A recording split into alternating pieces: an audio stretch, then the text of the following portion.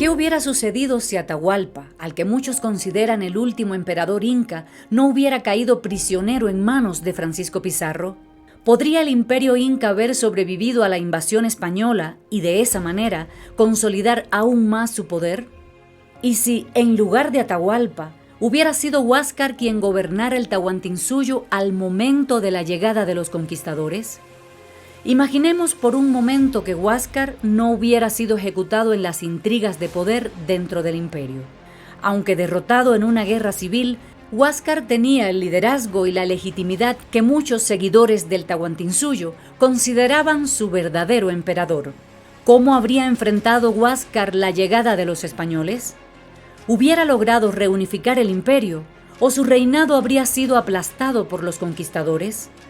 Frente a Pizarro, habría tomado decisiones más estratégicas que Atahualpa y tal vez dado vuelta a la balanza de la historia. En este video exploraremos dos posibles realidades: la de Atahualpa en el poder, rodeado por la veneración de sus pueblos, enfrentando a los conquistadores con su propio estilo de liderazgo, y la de Huáscar, quien tal vez con una estrategia más unificada y menos vulnerable a la fractura interna, podría haber luchado por la supervivencia del Tahuantinsuyo. Las preguntas se multiplican. ¿Quién habría sido más capaz de resistir la llegada de los españoles? ¿Y qué hubiera sucedido si, en lugar de dividirse, el imperio inca hubiese unido sus fuerzas ante la invasión europea? No te vayas, pues en este video encontrarás información muy valiosa que te hará sumergirte en las dinámicas de un posible escenario que habría cambiado para siempre la realidad sudamericana. Pero ahora, ¿qué te parece si me regalas un like y te suscribes al canal? De esa manera me ayudarás a que YouTube haga llegar este video a muchas personas más que, al igual que tú y yo, compartimos la pasión por la historia.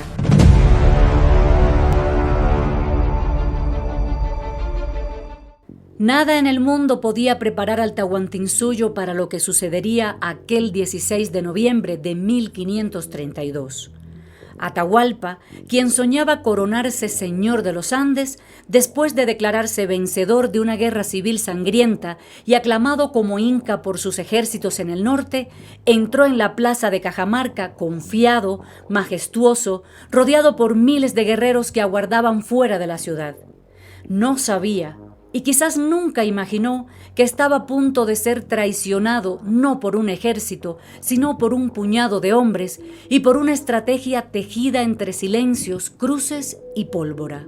Según lo relata Francisco de Jerez, testigo presencial y cronista oficial de Pizarro, la plaza de Cajamarca se convirtió en un escenario de sangre y traición.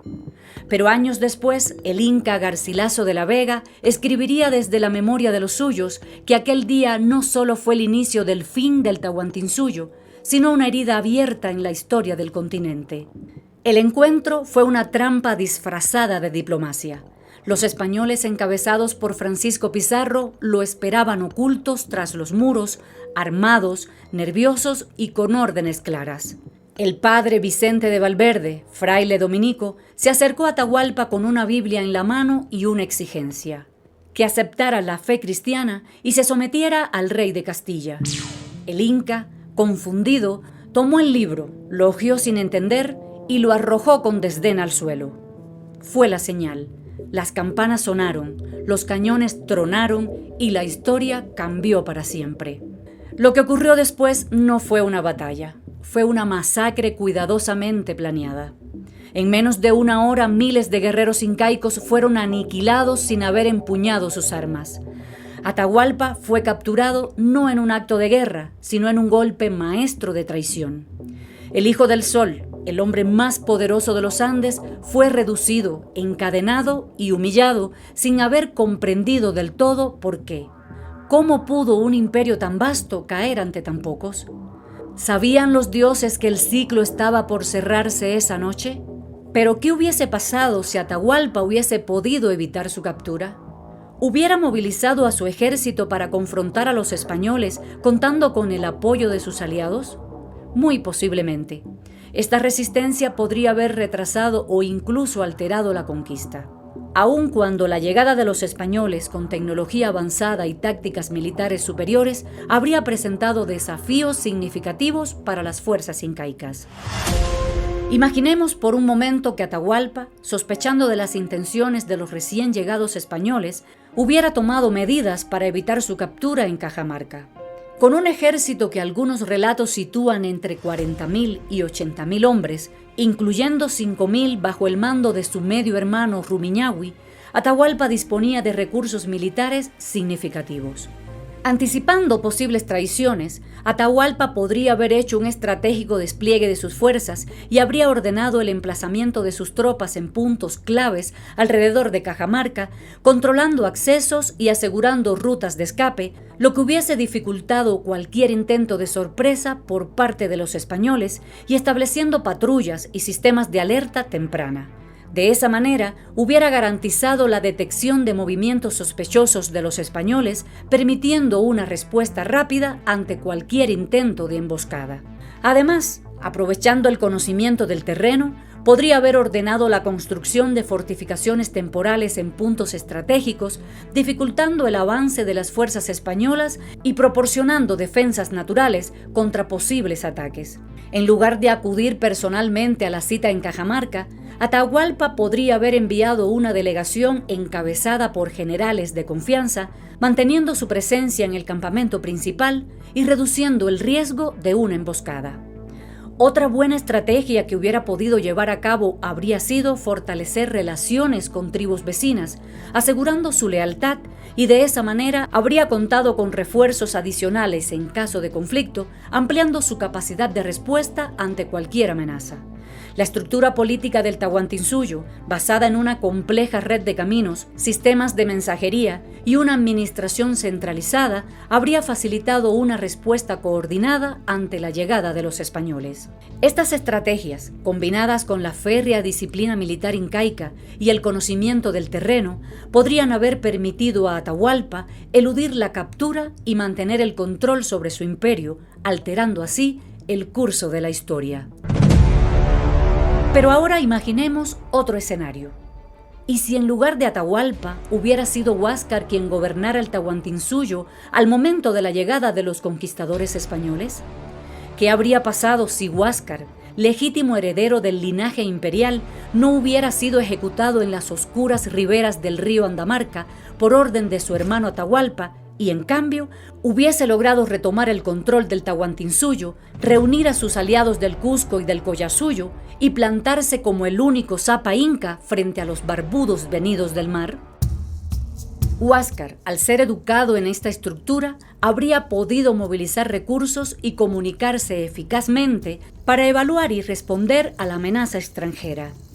Aunque la historia consagrada nos narra la caída del Tahuantinsuyo con Atahualpa como último inca, varios cronistas y estudiosos ofrecen claves que invitan a imaginar otra posibilidad. Según Pedro Cieza de León, Huáscar poseía un carácter firme y una autoridad más vertical, cualidades que, en palabras de John Hemming, quizás habrían sido decisivas ante la llegada de los españoles.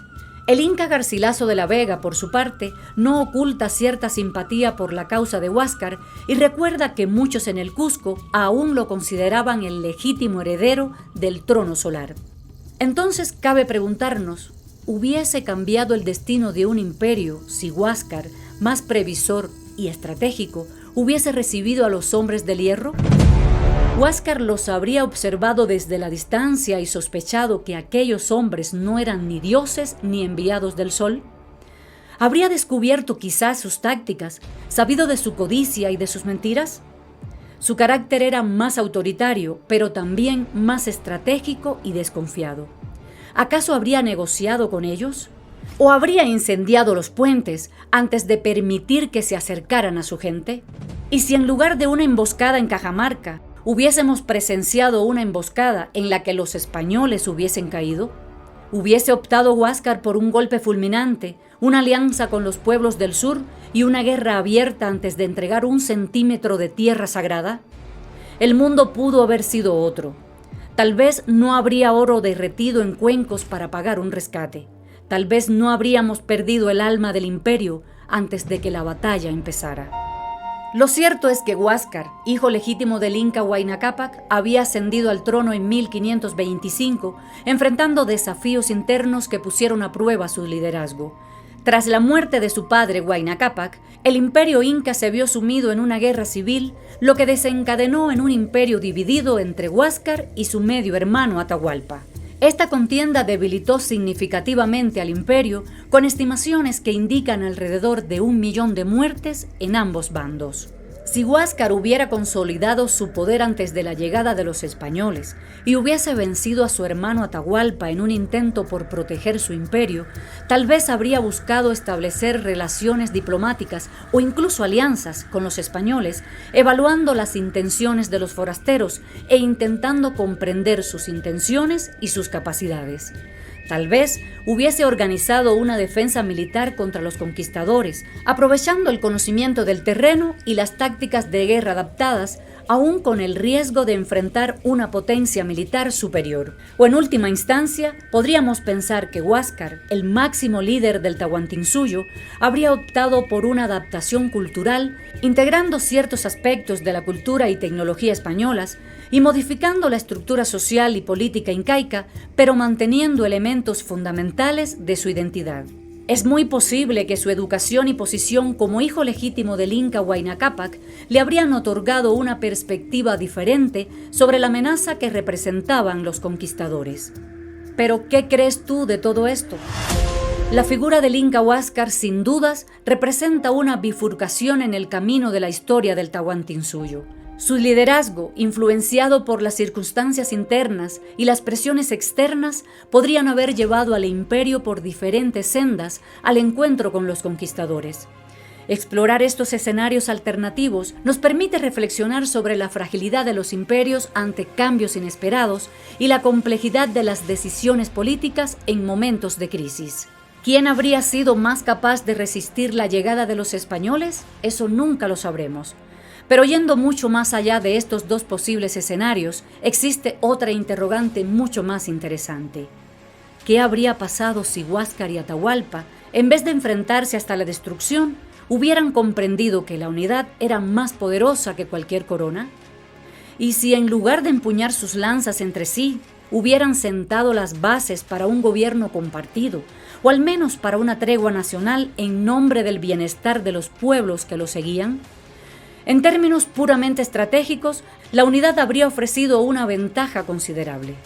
Miles de guerreros coordinados con superioridad numérica, un sistema logístico eficiente, una red de caminos que podía movilizar ejércitos de manera veloz y un conocimiento del terreno inigualable eran suficientes. Este ejercicio contrafactual nos obliga a mirar hacia adentro. Porque el verdadero enemigo del Tahuantinsuyo no llegó en barco. El enemigo ya estaba allí, en la desconfianza entre hermanos, en la falta del diálogo, en la decisión de resolver con sangre lo que pudo haberse resuelto con acuerdos. Y no hay imperio que sobreviva a la autodestrucción. Detrás de todas estas preguntas que hoy nos hemos hecho, late una de las grandes tragedias de la historia universal, pero también uno de los mayores aprendizajes para la humanidad. La llegada de los conquistadores españoles al Tahuantinsuyo no fue simplemente el encuentro entre dos mundos, sino el choque violento entre las civilizaciones que quizás en otra realidad podrían haber aprendido una de otra e incluso construido algo nuevo. Pero eso no ocurrió. ¿Por qué? Porque antes de que los barcos europeos cruzaran los Andes, el imperio más poderoso de Sudamérica ya había comenzado a desgarrarse desde dentro. La guerra civil entre Huáscar y Atahualpa fue más que una disputa dinástica. Fue la ruptura de un orden que por siglos había sostenido un delicado equilibrio de poder entre los cuatro suyos del imperio.